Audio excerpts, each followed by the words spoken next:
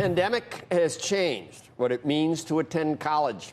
A new survey shows how parents and students feel about it and whether they still think it's worth the cost. Senior personal finance correspondent Sharon Epperson joins us now with the exclusive findings. I wasn't on the phone. You could have called me, Sharon. I've got some thoughts about this, although I don't know how I feel. I'm sure you do, Joe. Tell me how I should feel. I'm sure you do, Joe. I want to hear. Well, here's the headline. Here's what you need to know. No plans for a gap year for most college students. You know, many students may be conflicted about returning to campus or pursuing distance learning, but very few of them are taking the year completely off. Those are the latest findings from the How America Pays for College survey that was done by Sallie Mae and Ipsos, and it revealed that 78% of families with students who are returning to college say they will attend the same school as last year. 13% are uncertain about what they'll do.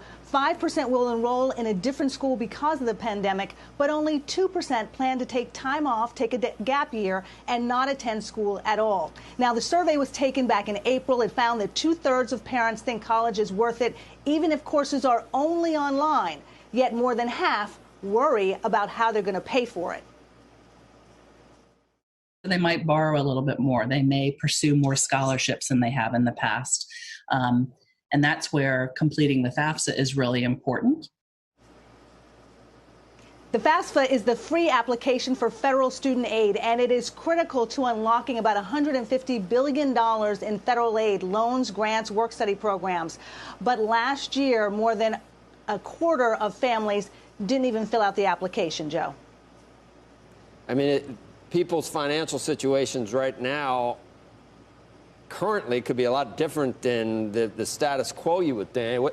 The key is getting one of these FAFSA loans, but I mean, do they take that into account? Well, here's the issue. Here's the issue. That form is based on your tax return from 2 years prior. So there is no one's financial situation, most likely, that's anywhere near it was 2 years ago. So this is the time that you have to contact that financial aid office directly and really explain your situation and try to get more aid and try to see if you can negotiate a different type of package. You know, I've thought about it, Sharon, a lot. I mean, the college experience, a lot of people say it's the greatest time of your life with kids. And so, greatest 6 years of my life. Well, that included actually grad school. But great, it's not the same. And is it worth it? But then again, what you really, you do need that diploma and that degree. And that in and of itself is worth X amount of dollars, I guess. So there's a lot to think about in terms of... That's certainly right. And also, what happens if you're not in college? If you're not taking classes, if you're not in school, what are you doing with that time? And so a lot of universities are asking parents to think about it that way.